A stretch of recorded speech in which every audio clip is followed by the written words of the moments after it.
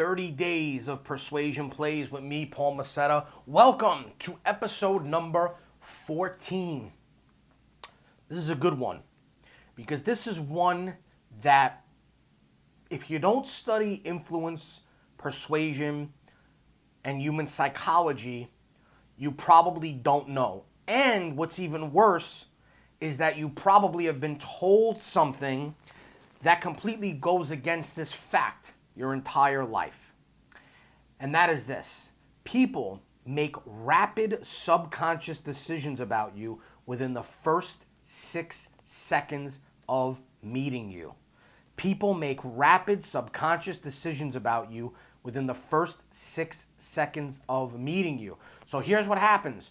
You meet somebody for the first time, and what happens is, whether you like to admit it or not, you are subconsciously sizing them up within 6 seconds and placing them in a category. And the way that you do it is you're at an extremely fast rate. You're basically comparing them to somebody that you've met in the past that they remind you of based on the way that they look or the way that they're gesturing or carrying themselves. You're going to subconsciously compare them to everyone that you ever met in your entire life, and then you're going to try to place them into a category. The category is either going to be one or two. It's either going to be, is that person a threat or is that person an addition to resources? Is that person going to take away resources or is that person going to add to resources? And the reality is, and the unfortunate reality is, that the majority of the time people think that you are going to take away from their resources, so you go into a bad category. So what have we been told our entire lives since we're babies? We're told not to judge a book by its cover, right? How many times have you heard that? Don't judge a book by its cover. Here's the reality. Everyone's judging books by their covers. You, me, your mother, your father, your sister, your brother, your best friend, your grandmother. Every single one of us is judging books by their covers. That's just the reality. Telling people not to do it, yeah, it sounds nice. It sounds like the right thing to do, but it's not reality. The reality is that we are all judging people within the first 6 seconds of meeting them. So, how do we utilize this to our advantage? Well, the first thing I want to tell you is be the cover that everyone judges correctly. So what I mean by that is, if you know that people are going to judge you within the first 6 seconds of meeting you, then make sure you got a damn good cover on your book. That's the very first step, is just creating that awareness. You know, I read in a book one time, I think it was Tim Ferriss's The 4-Hour Chef or The 4-Hour Body. It was one of those, I think it was The 4-Hour Body, where he talks about simply measuring something or simply creating an awareness of something gives you the ability to control it. So when he talks about losing weight, he talks about just creating an awareness or a measurement of how many calories you take in or how much food you eat. Just simply doing that, not even changing anything at the moment, gives you the ability to control it. So the very first step is being consciously aware of this fact that people are going to judge you within the first 6 seconds of meeting you, and most of the time it's going to be a bad judgment. The first step is just simply creating that awareness and making the commitment to make sure that that judgment is as good as possible. So how do we do that? So the very first step in making sure that that takes place the way you want it to take place is to dress and behave in a way that's conducive to the environment, circumstance, or situation.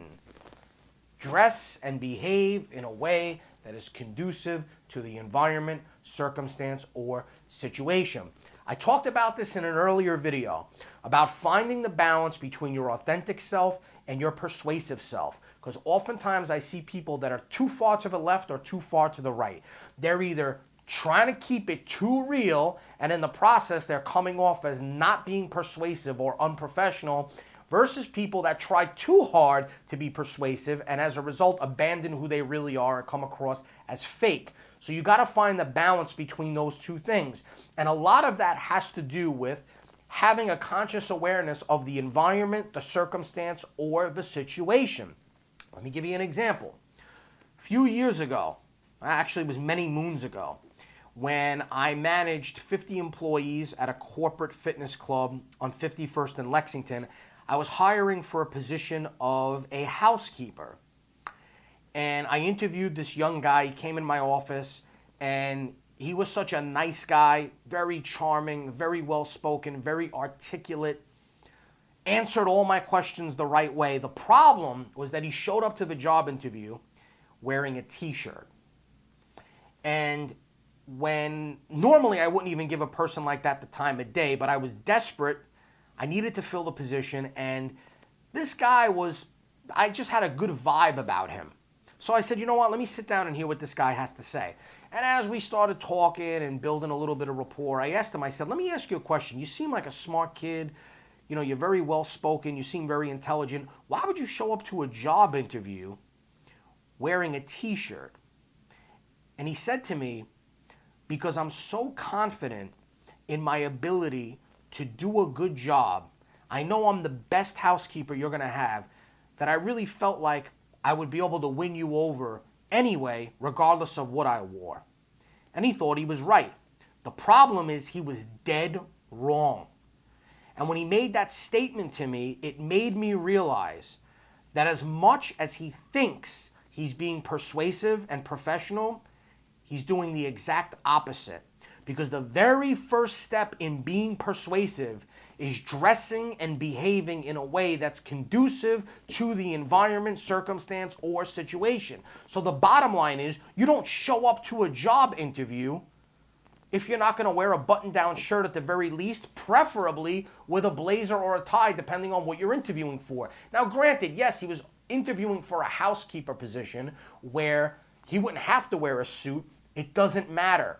The context of that interaction is job interview. Job interview means you show up dressed like you're going on a job interview.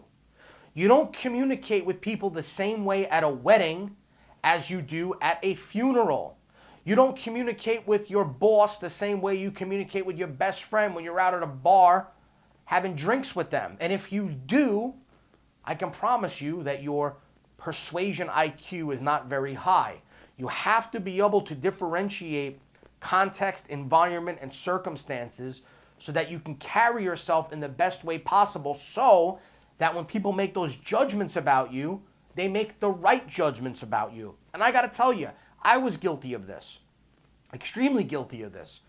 When I first quit my corporate job and decided to go into business for myself, my dream was always to be an entrepreneur. I always wanted to work for myself. I always wanted to control my own destiny. And when I had a corporate job, I always had to dress like this. I had to wear a suit every day, and I hated it.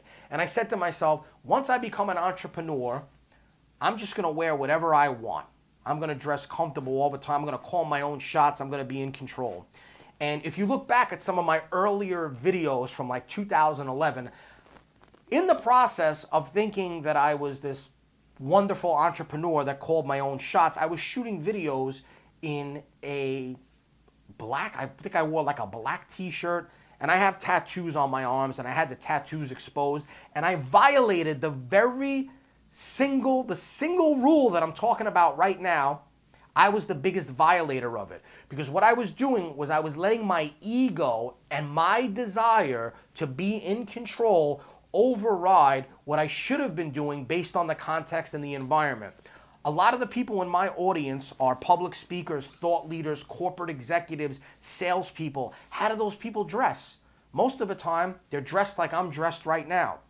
And that's the thing. If you want to influence or persuade a group of people or a person or an audience, you want to dress and carry yourself in a way that they can identify with. And I was violating that very single rule. Why? Because the bottom line is that even though tattoos have become a lot more socially acceptable than they were, say, 20 years ago, the bottom line is that I know that if I roll up my sleeves and expose my tattoos, a large number of people are going to make rapid subconscious decisions. They may even make conscious decisions and place me in a category of a punk, a biker, a heavy metal singer, whatever. Somebody that doesn't have a very high IQ. That's how people's minds work. Do I really want the people that I'm attempting to influence, persuade, teach, share a message with? Do I want them to have those types of opinions about me? No, I don't.